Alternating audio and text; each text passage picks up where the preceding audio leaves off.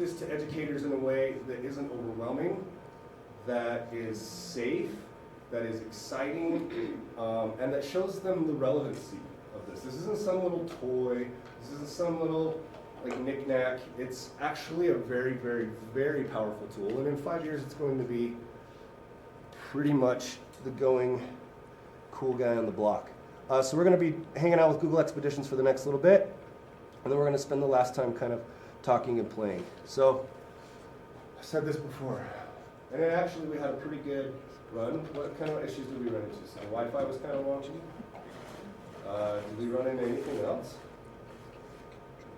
Yeah? Can I ask a question about the Wi-Fi? What is that password right there? 185C. 185, lowercase c, lowercase a, 5, lowercase c, lowercase c. That's what it says on the back of the device. Here. Technology doesn't always work. So this was not something that we had put into our initial presentation. We were presenting it to our class, and one of the teachers was like, we had the Google people come to our class. Because Google did a lot of research before Expeditions. And they started out their class with this, and we were like, that's brilliant, because then it absolves you of all of the guilt when something doesn't go right. Because it's obviously not going to. So be surprised if it's not frustrating, and you can kind of go around. We kind of passed this point a little bit because we were having our own technical issues right here. So here you was. Go play. Watch other people's reactions. Did you watch how your partner was? Did it make anybody feel sick? Was it kind of the eye thing, or was it kind of the movement? I don't know. Got her eyes. Okay. It was like being car sick. There can be a little bit of that. And some of it is the app, some of it is the Wi-Fi. I mean, it's one of those things, we're at the early stages of this technology. What's it going to be like in 5 years when they figure out these latency issues, whatnot? How many of you picked one of the experiences and it was as cool as you hoped it would be? Maybe like the wingsuit one. That one's one of my favorites. I think that's cool. Did you guys enjoy it? Were you like, oh, cool? Or were you just like, oh, this is some dumb one? Be honest. I just found the learning curve to be so high for some reason. Mm-hmm. Like, how do you actually do something as opposed to just looking at something? Mm-hmm. A lot of the feedback that we've gotten from our kids is that they don't feel like it's immersive enough. They're just seeing stuff. They're just in a space that's a still picture. Cool, great, whatever.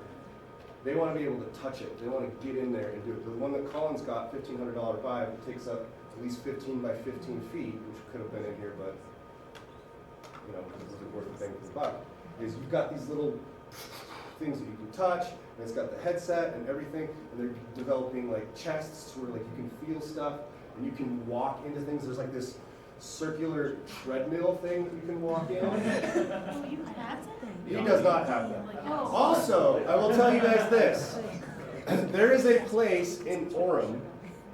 I don't think it's open yet because they're really trying to refine their model, because I think they're planning on going national, if not global.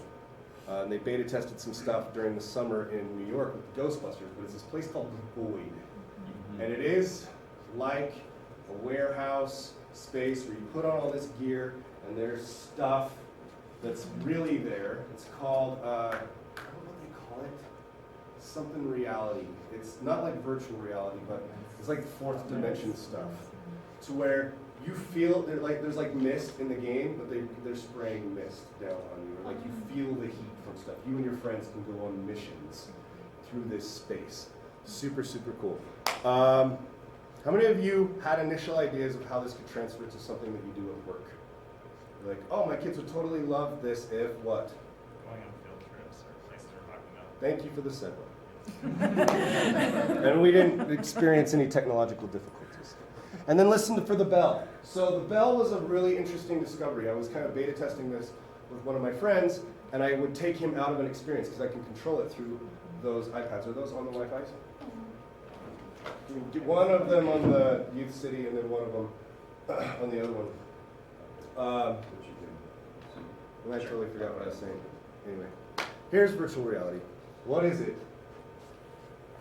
You guys have any questions? Have you used in the classroom? There's a video. I can make this available to you guys if you want to. But I don't think you want to watch a video. All right, so Google Expeditions. How many of you remember the TV show The Magic School Bus? They go into the solar system, they go into the body, they go to Mars, they go anywhere. That's what you have in your hands. And Google, as always, they are in the forefront of everything. So what they have developed is this app called Google Expeditions. And they've done a lot of work on it, and there's some really cool YouTube talks if you want to kind of dive into it more than we are going to today. But basically what it does is, how many of you, I have 2 vans. I can take my kids up to the mountains, we can go on field trips, we can do other stuff. Who does not have that privilege? Okay. We're in Northern Recharge, right? We're in a metropolitan area. We have stuff around us. Imagine Southern Recharge for those folks that maybe live in Moab or Blanding, or they're there. Or kids that live anywhere that want to go anywhere. We're way out on the west side, and we have children who never seen downtown Salt Lake City. See, that's crazy. Uh-huh. Kids that never go out to the lake. Kids that see the mountains every day but have never been in them. Kids that have never been on an airplane or a vacation, or maybe you don't have the funds to spend however hundreds of dollars it is to go to the Natural History Museum. That's something we're working on. But Google Expeditions has a wealth. Like, I tried to get to the bottom of it, and I hope that it's downloaded on those ones. Or else we're SOL. And I don't know if we can even download on these. So maybe what we'll use is we can just use the phones. We can use the phones as these. Okay. See? If anything goes according to plan, you stayed up way too late. All right. So there's 2 components to a Google Expedition. A guide and a follower. The guide is kind of like the one that's guiding the expedition, and the follower can be 1, 2, however many people, headsets, Wi-Fi, capacity you've got.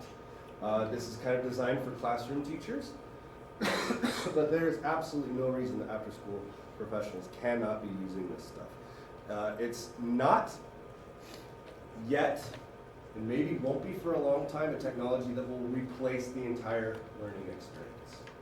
Maybe in 20 years, there will be no such thing as college, and you can do everything in a headset and learn from the best person that there is. But for now, it's something that augments your lesson. Maybe you guys are talking about sustainability, or I don't know, whatever it is, and you can kind of tap into this. And Carrie, you had brought up something earlier about VR and something that you wanted us to talk about. Yeah, Can you mention that? I've read different articles on both sides of the equation on empathy, that VR could be used to help kids develop empathy for those that are in different environments, different socioeconomic classes, different cultural backgrounds.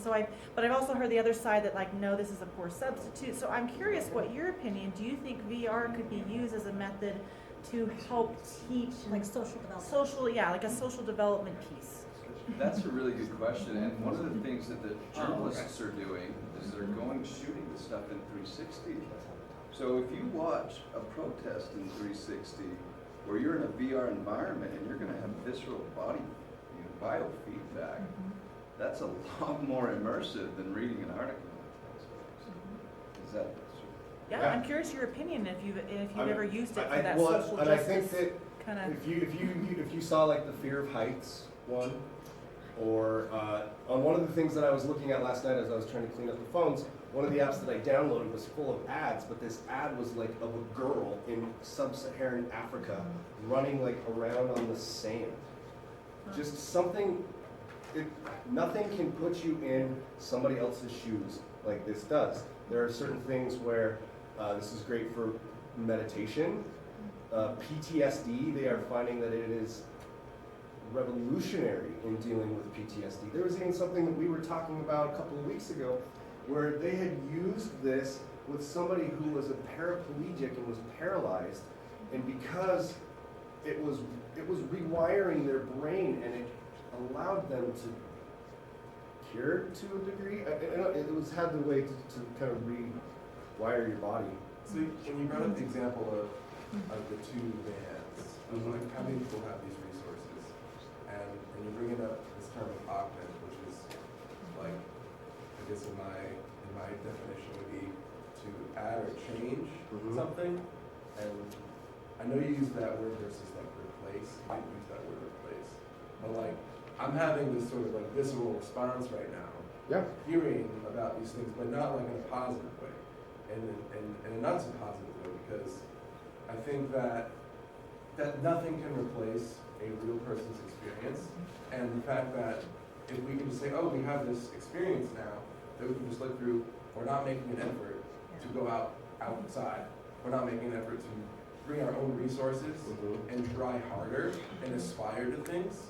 And so I'm having an issue trying to figure out how I would want to incorporate this. Like, I can see that in terms of the empathy part, or other people who can't, access things is great, but I think replacing, like, I'm really curious what you say about like this, in a few years might be a revolutionary educational tool, and I'm open to that.